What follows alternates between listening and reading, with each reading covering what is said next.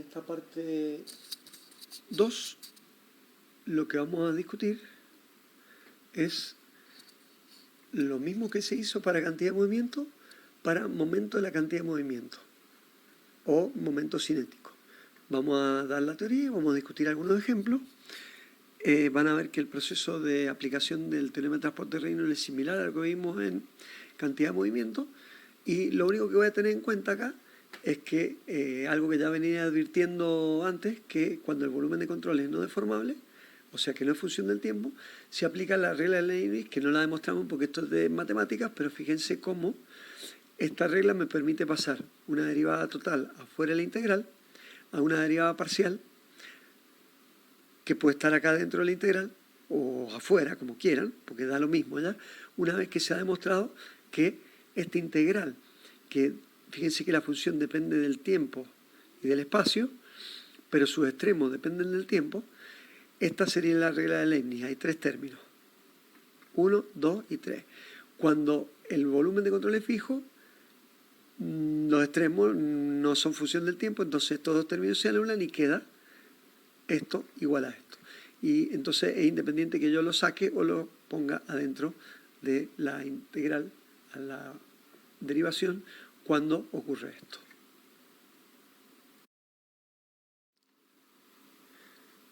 Bueno, vamos a tratar ahora de hacer aplicaciones del teorema de transporte de Reynolds a conservación de momentos cinéticos.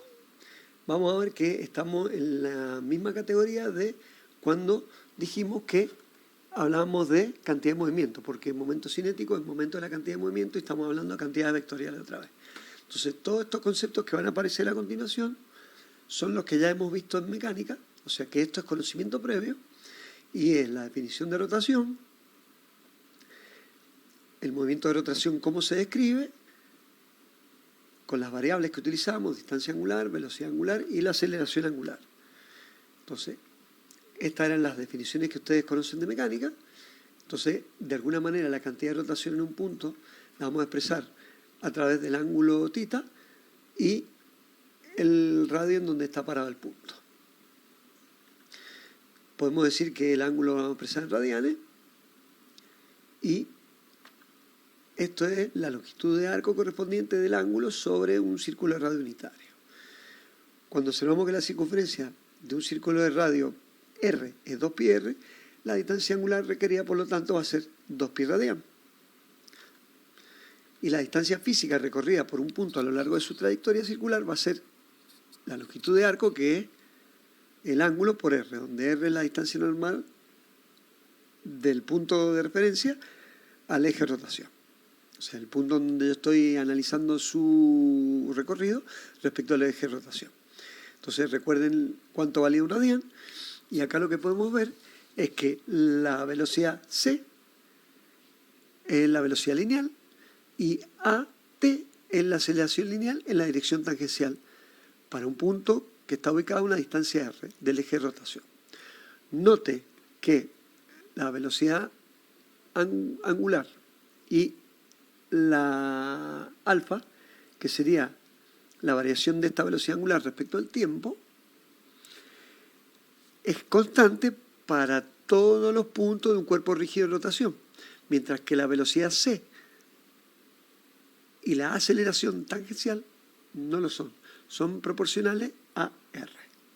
Acá lo pueden ver.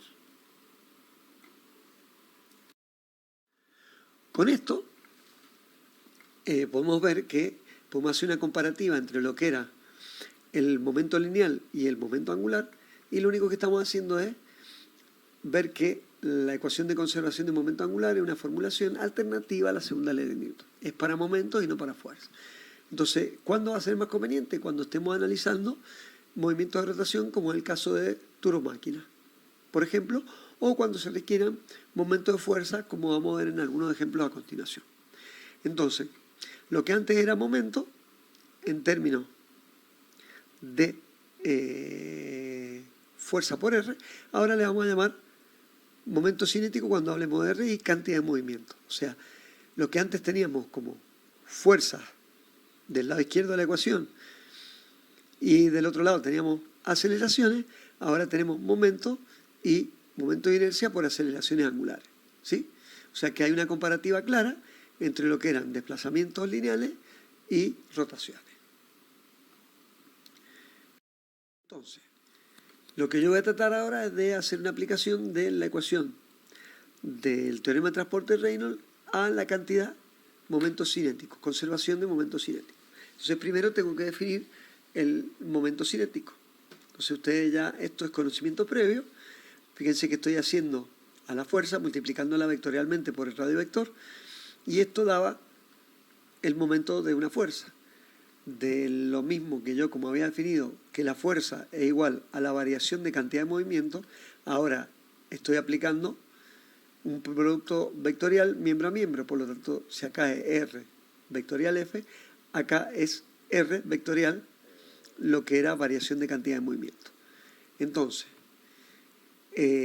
recuerden que esto también es una cantidad vectorial y estaría representada en función de la rotación en este sentido por los vectores como están dibujados acá, y recuerden que estaba la determinación de la dirección del momento mediante la regla de la mano derecha.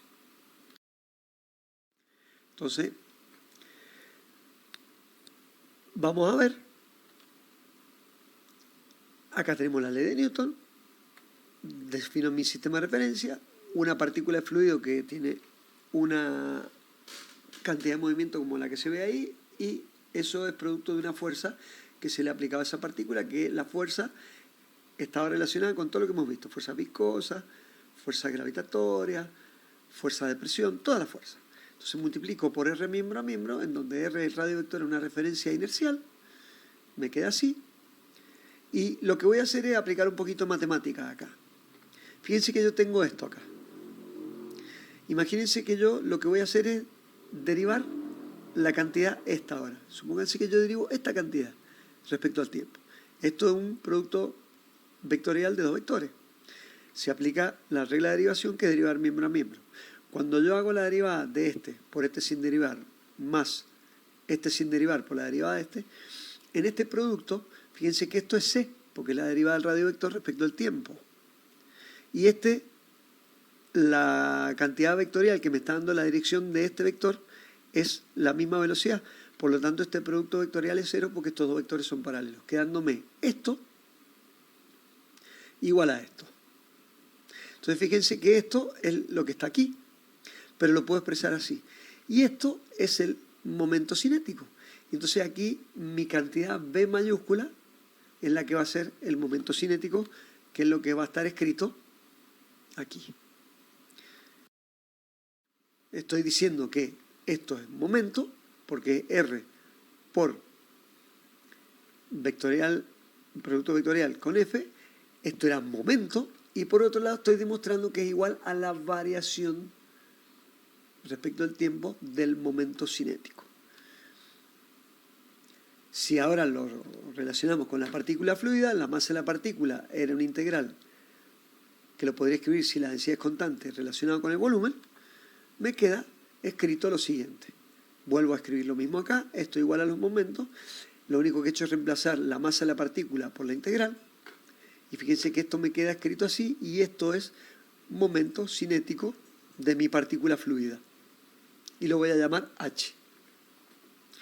Luego he logrado escribir que mi propiedad B va a ser el momento cinético, y a mí como ingeniero me interesa estudiar su variación temporal, como hemos dicho todo el rato, y lo que voy a hacer es aplicar el teorema de transporte de Reynolds para estudiar la variación temporal de la propiedad momento cinético y relacionarla con todos los momentos de todas las fuerzas que estaban actuando sobre mi volumen de control, que eran las fuerzas volumétricas y todas las fuerzas superficiales que hemos visto antes en conservación de cantidad de movimiento.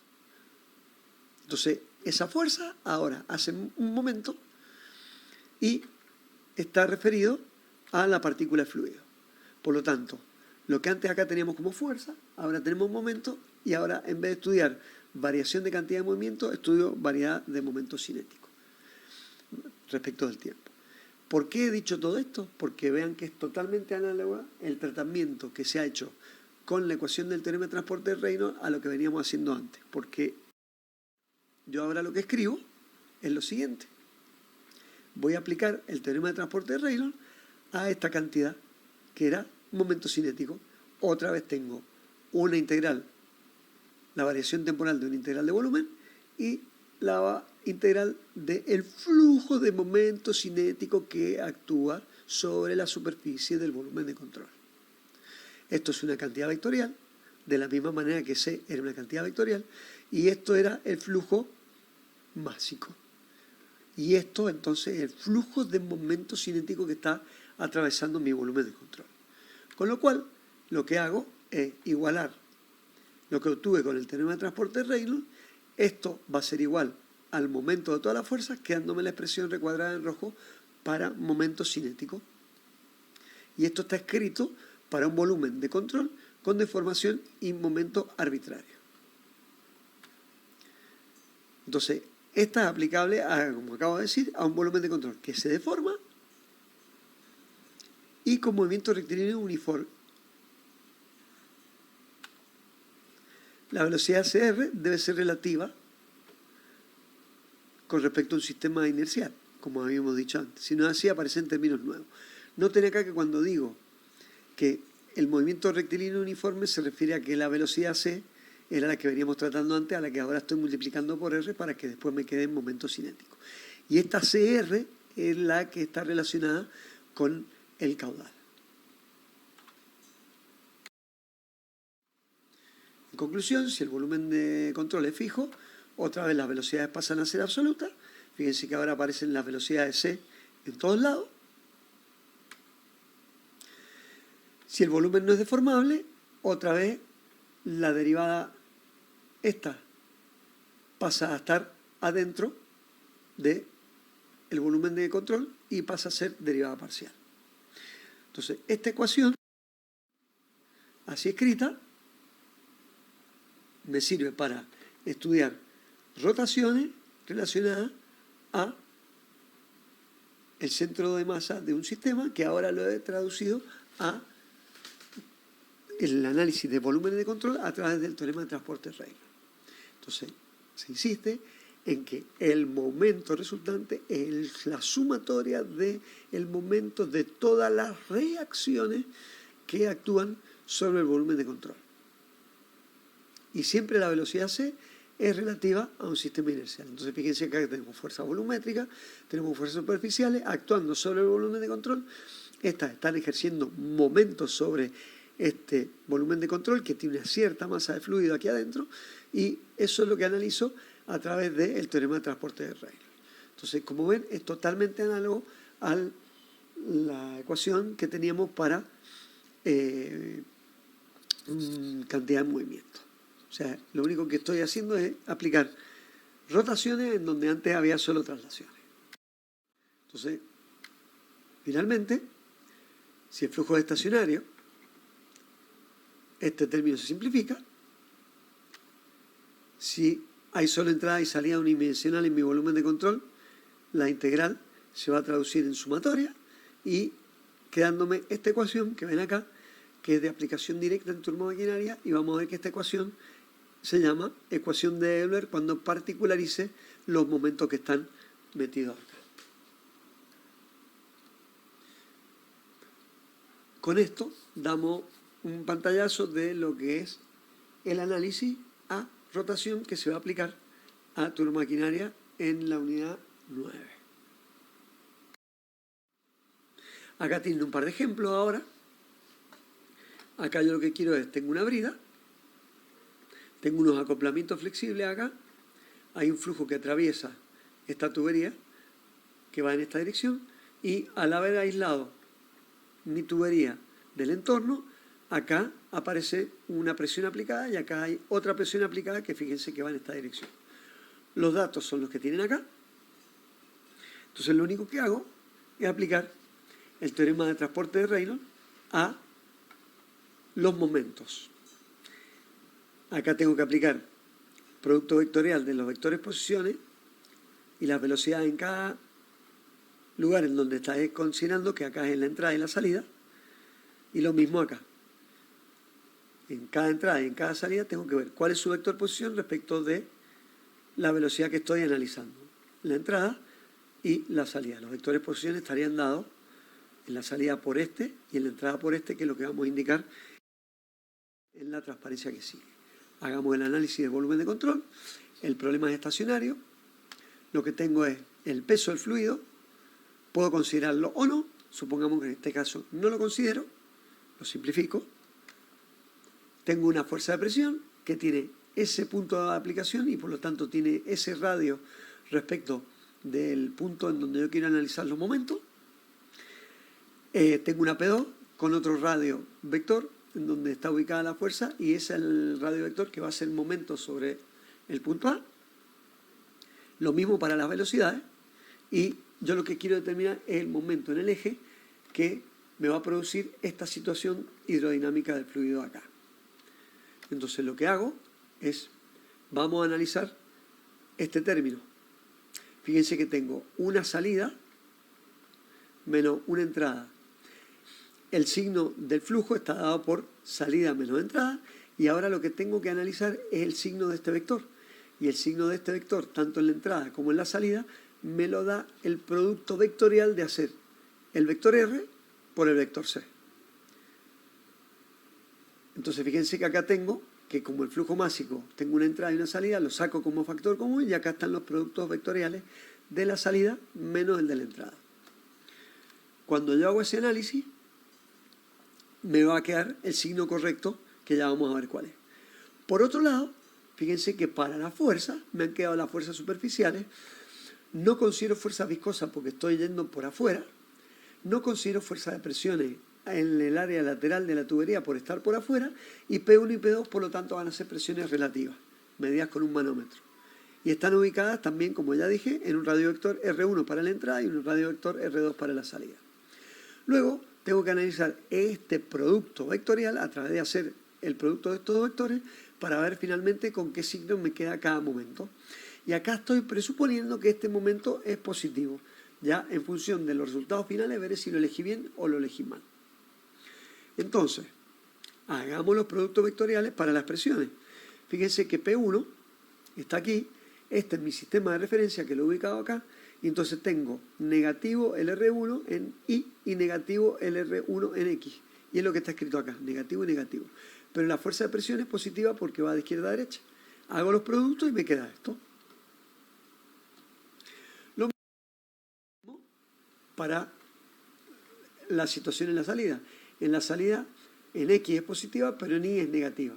Pero la presión tiene signo negativo. Hago los productos y me queda el momento de la fuerza de presión es negativo respecto de la convención que he tomado a terna derecha. Hago lo mismo para las velocidades. Otra vez el radiovector que tengo tiene las dos componentes negativas. La velocidad en la entrada va de izquierda a derecha, por lo tanto es positiva. Esto es positivo. Y lo mismo para la salida, quedándome positivo también. Finalmente, cuando hago los despejes, me queda el momento para el fluido, que es lo que yo quería determinar, en función de todo lo otro, y fíjense que queda positivo. Les propongo que rehagan lo mismo, considerando la fuerza másica, traten de determinarlo ustedes en función de que el líquido es agua.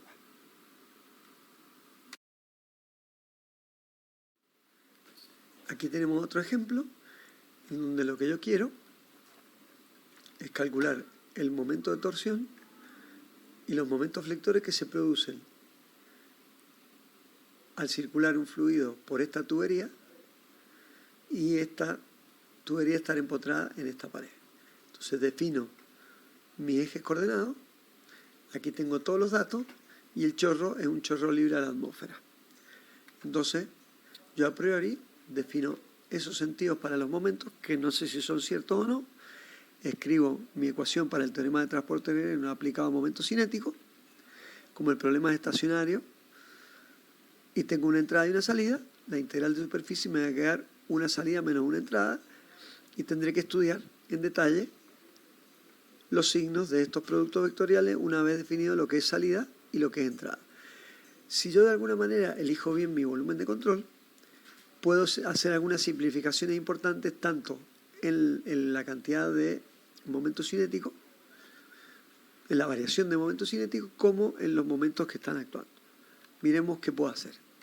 Si yo tomo mi sistema de referencia acá, voy a ver que el R1 es 0, mientras que el R2 va a tener la posición desde aquí hasta aquí abajo, que en sus componentes X sería 0,75, 1 y 0,5, que son los datos de las longitudes de la tubería.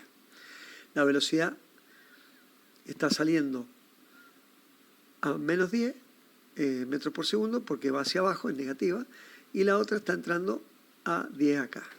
Entonces, cuando hago esos productos vectoriales, como el radio vector, en la entrada es 0, este producto se me anula, porque he elegido mi sistema de coordenadas aquí. Entonces, esta integral, que quedó expresada como flujo másico, que acá está como factor común de la entrada y la salida, porque hay una entrada y una salida, me va a quedar con lo que estaba en la salida. Y acá está expresado en forma vectorial, y fíjense que lo he hecho ni siquiera armado a la matriz de 3×3 que armamos siempre, sino que multiplicado como a veces sabíamos, que I por K, que es lo que da, y J por K, que es lo que da, y K por K, que es lo que da. Entonces, eso en definitiva me va a dar los momentos en cada uno de los ejes. Y fíjense cómo ha quedado. Esto, la densidad es constante, la velocidad es constante y el área es constante. Aquí tengo lo que es el flujo másico. Entonces, ¿por qué puedo decir que el momento en X vale tanto, el momento en Y vale tanto y el Z vale tanto? Porque lo que he hecho es, tengo I positivo por menos K. Si analizan I por menos K, cuando hago el producto, queda en esta dirección negativo.